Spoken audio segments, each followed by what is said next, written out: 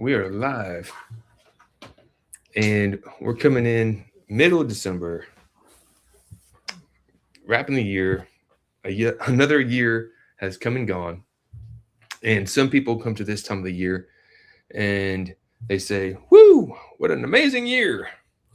But a lot of other people say, I didn't quite achieve some of the things that I was striving to achieve." And when we come into that, which we all do from time to time, we've got to take a little bit of reflection to say, well, why is that? And what can I do to start breaking through? And today we're talking about that.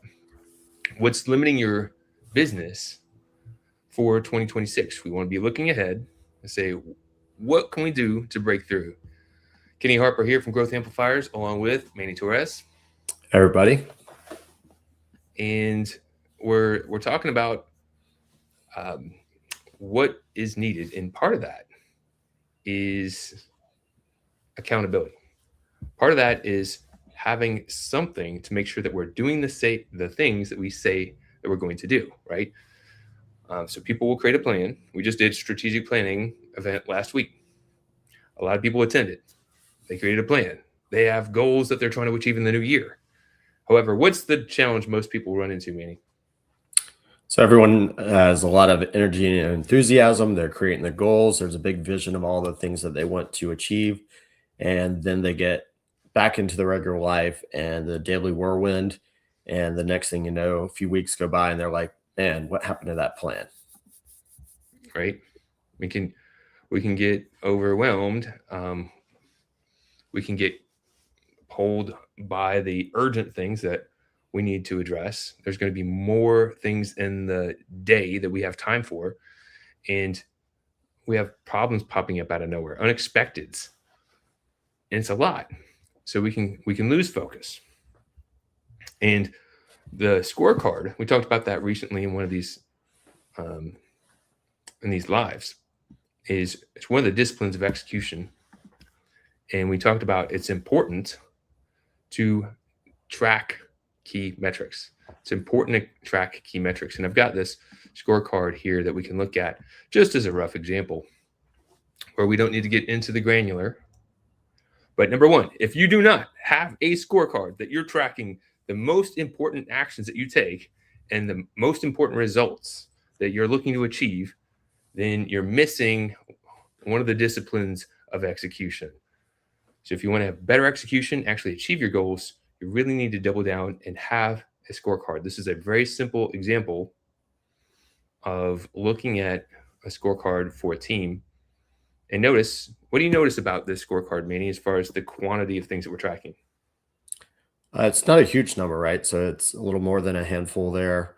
And, I've seen some scorecards that you're looking at something that's like derived from like NASA or something that's got so many metrics and different elements. It's almost mind numbing to look at. So this one, it looks like there's a manageable number of things that we're looking at.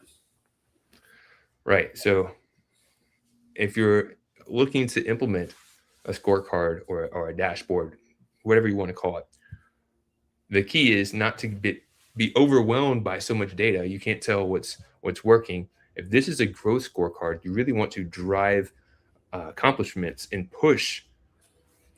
Think about like if you're doing a fundraiser, like for a charity or a nonprofit or something like that, and they have one of those visual progress trackers. Maybe it's a thermometer, right?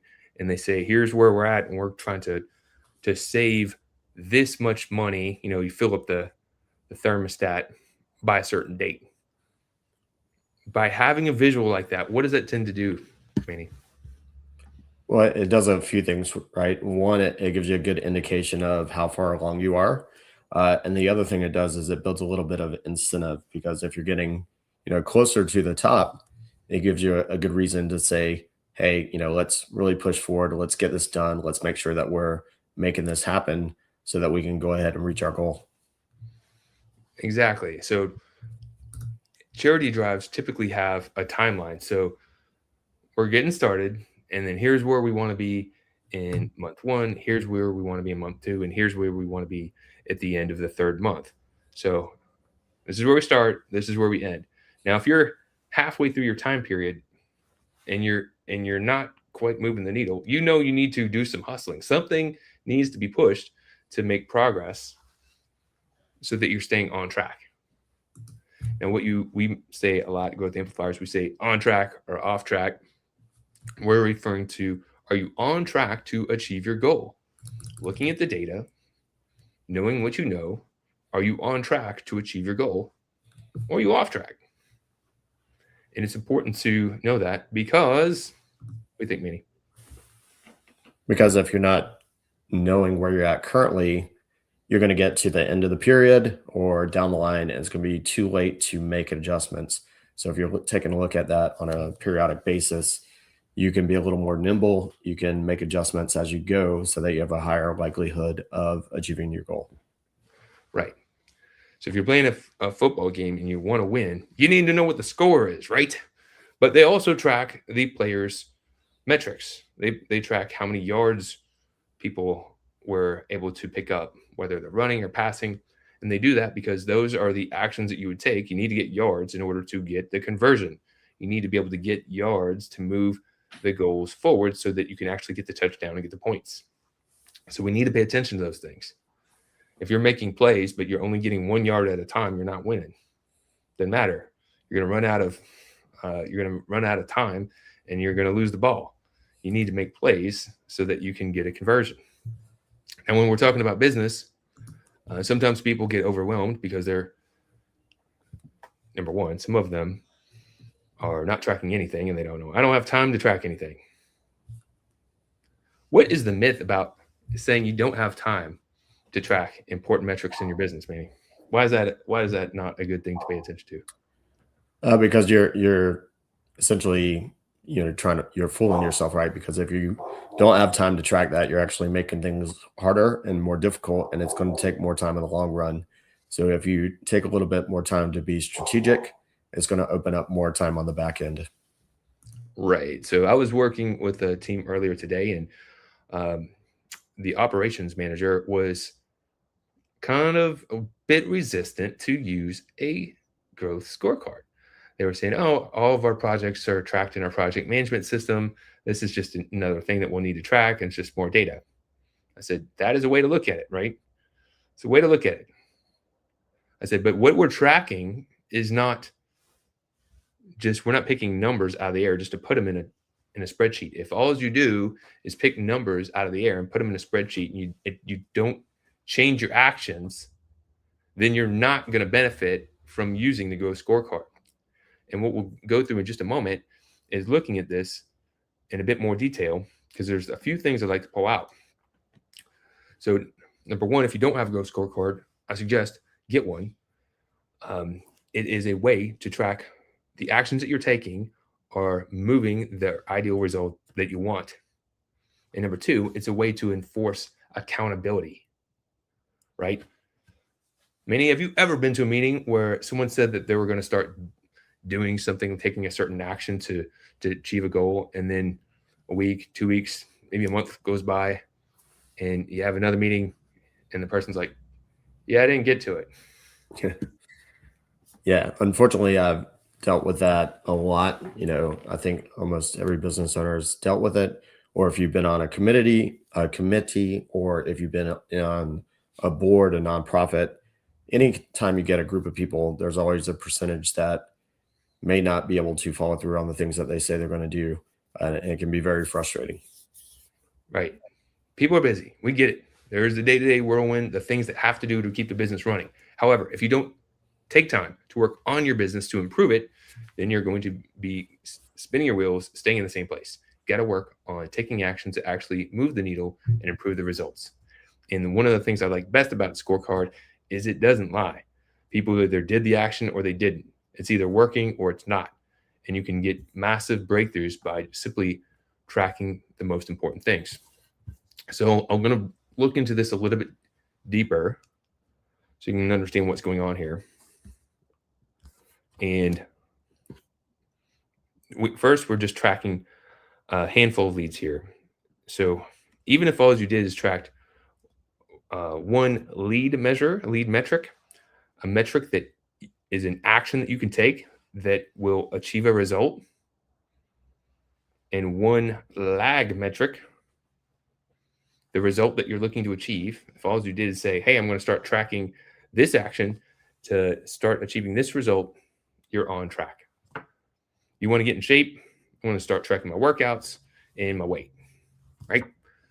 You want to get more revenue and sales, I'm going to start tracking my outreach and my appointments or my sales. So lead metrics, lead indicators, lead measures, the same, all mean basically the same thing. It's the actions you would take that will influence and predict a result. In this example, we have 3. Now, ideally, we'd name exactly what they are, because right now they're just numbers. We don't know what they are.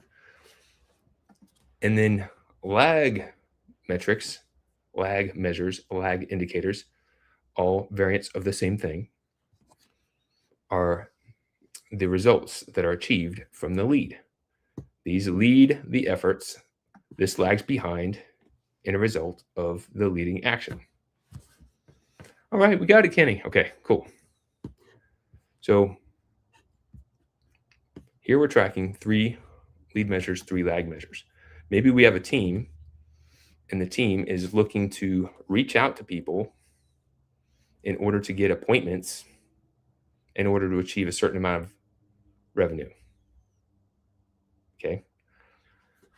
Now, each week, the suggestion for accountability, each week you can check in with your team and say, how are we doing? Did the team take the actions that they committed to take? And which results came from it? Did we take the actions? What results came from it? Each week. Now, does that take a long time, Manny? What do you think, to check in on this each week? No, it shouldn't take long at all, especially once you start getting into the process of this. You'll know where to pull that information and be able to have it quickly for each meeting. Right. It should be quick. It should be easy, but it helps hold people accountable. And when we're talking about accountability, how come that is so important?